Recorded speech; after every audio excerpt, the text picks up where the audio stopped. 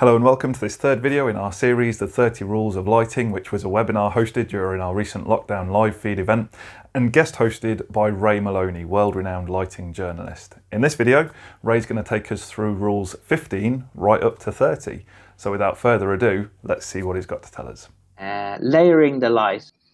Classic lighting, if you do a course on lighting, what they will say is oh, you should layer the light, and they're right. So you start off with ambient light, which is general lighting in a space. You don't always have to have ambient light, but anyway, that's one of the classic layers. And then the next layer is task lighting. So what tasks are people going to perform in this space? So over this kitchen work surface, people will be, preparing vegetables and food and all the rest of it. And that is your task lighting. And then in this space, you have accent lighting, which could be your LED tape, your LED strip, recessed and hidden away, or it could be table lamps or freestanding lamps or whatever. And that is so ambient, task, and accent. But don't be hidebound by that. Sometimes a space is lit only by accent or only by task or whatever. But they're the classic layers to think about. As a general rule, spaces look better with lots of low-powered lights rather than one or two high-powered lights.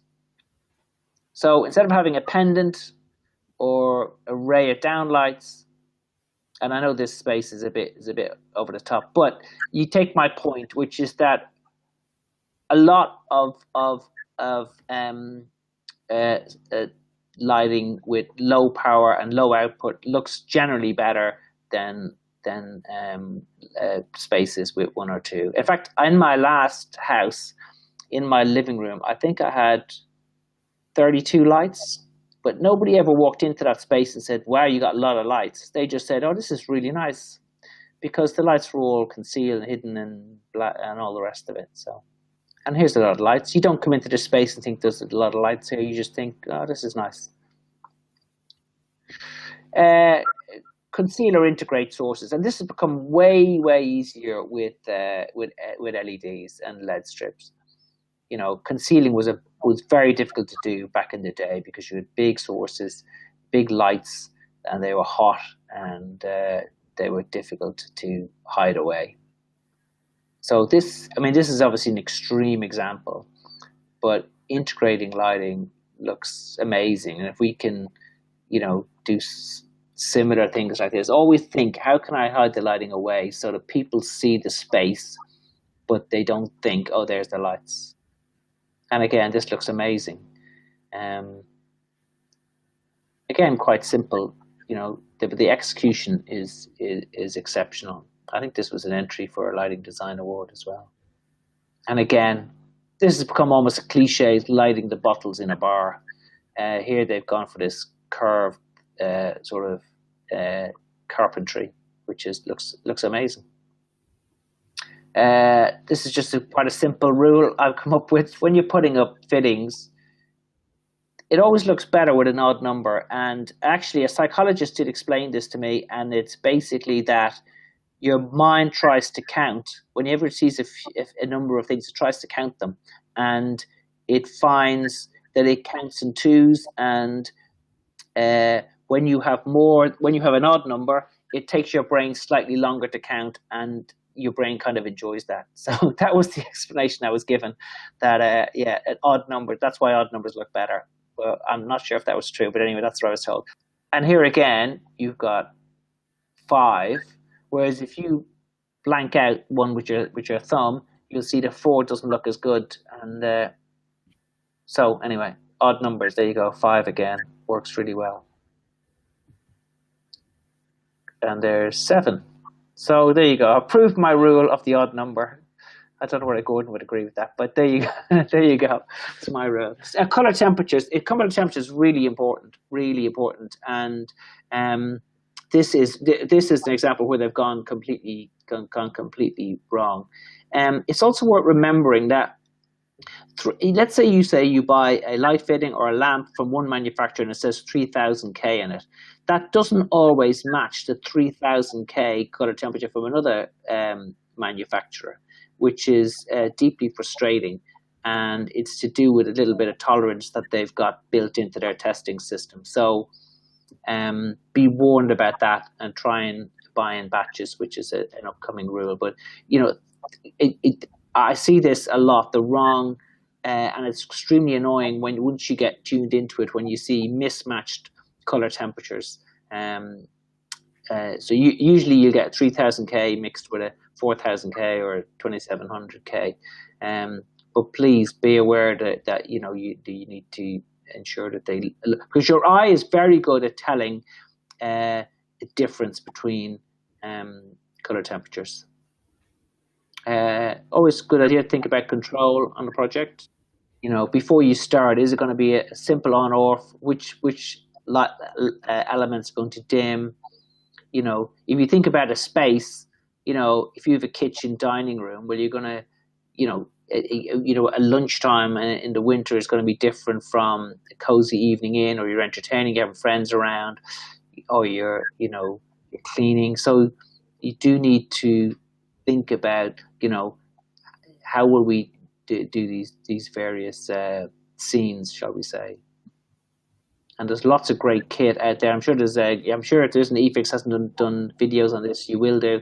There's lots of ways to control lighting, easy ways to control lighting these days. And another rule is just to keep it simple. When control gets complicated, it gets very complicated, and people in a space will often find ways around it or jailbreak it if it's too clever.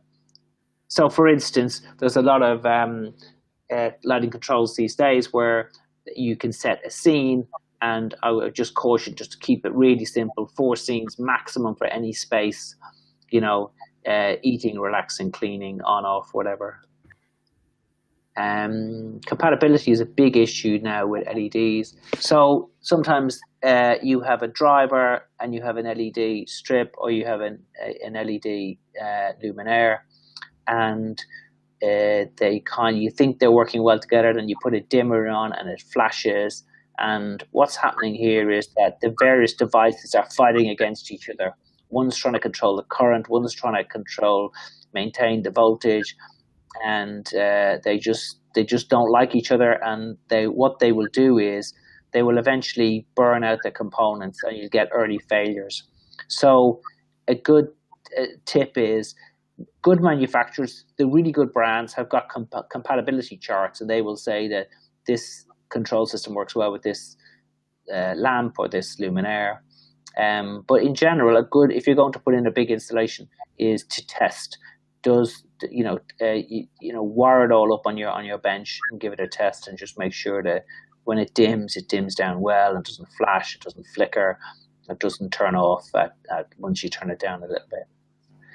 So I think another good tip is, when you're buying lamps or you're buying luminaires for a space, is to get them in batches, all from the same manufacturer, because that way you will ensure that they look alike. Sometimes it's been known to happen that you buy a batch and you go back 6 months, a year later for exactly the same specification, exactly the same model, and hey ho, it looks different when you put it in, and you phone them up and say it looks different. They said, yeah, well, that's it. It's still 3000K, or it's still the same specification, but it just looks different.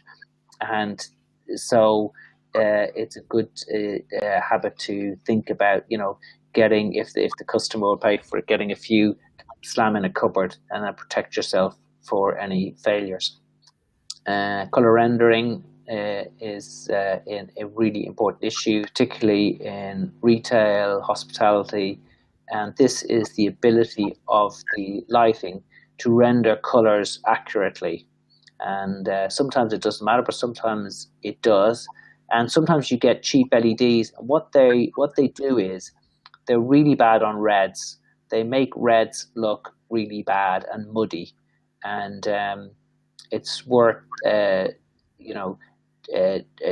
as I say, testing or having a look at them. Or there's lots online about color rendering. But if you're doing something where color rendering is important, it's something you should ask the manufacturer about, because sometimes you can put in lighting and it makes things, as I say, especially the reds, look terrible.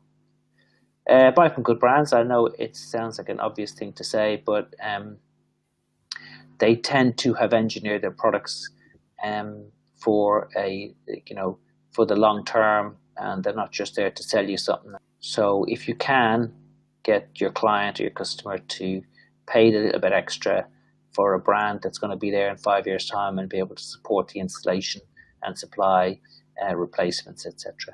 And know your warranty.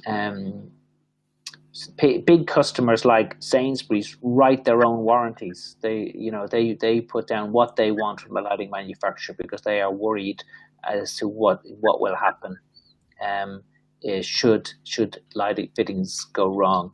And if you're installing a lot of light fittings, a lot of lamps, well then it is worth reading the warranty. And sometimes in the warranty there's little traps to trip up people. Things like they limit the amount of hours you can burn a luminaire for, and sometimes it's so it's worth having a read. If you're going to put in a lot of fittings and you're a bit worried, do read the small print.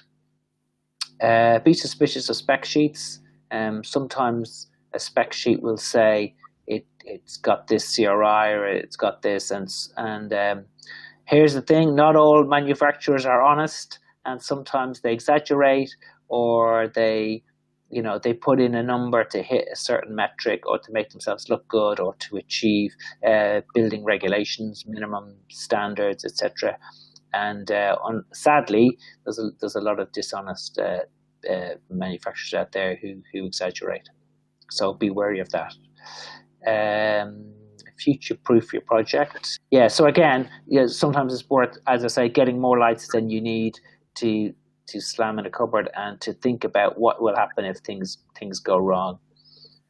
Maintenance factors. The maintenance factor is a metric that people use in sort of retail and hospitality. Is that when the initial installation goes down, you get a decrease in light output from most luminaires after initial installation, due to some technical factors, and secondly due to the fact that light fittings get dirty. So, and sometimes people are way too optimistic about that light fittings will be cleaned and etc. And so sometimes you put in and you're gearing for 500 lux and you end up with 400 after 6 months' time. And finally, rule number 30: if there is no maintenance plan, it won't be maintained. So sometimes you can put in lighting, and this is a classic lighting. This is on the Hungerford Bridge. No, this is on Tower Bridge, but there's been a number of bridge lighting installations around the country, and everybody scratches their head and says, well, how is this going to be maintained? They say, oh, we're going to get people on abseilers every year to go up and change the lamps and check them and check the drivers. And of course what happens is, once they see the bill, it doesn't happen that often, and your bridge that looked fantastic on day one looks terrible 6 months afterwards, and everybody's complaining about it. So lighting maintenance is a massive issue, because sometimes a lot of great projects that Gordon and I see in the Lighting Design Awards or any awards, they look great the first 6 months, and then you drive past them or you go there 2 years later, and they're looking very patchy because they haven't been maintained. Thanks very much, Ray, for covering those points for us. There's some really insightful stuff in there and a lot for us to think about in our lighting installations. In the next video in this series, we're going to look at some of the lighting designs and light fixtures and fittings that have inspired Ray throughout his journey as a lighting journalist. So we really look forward to the next instalment in this series. Thank you very much for watching.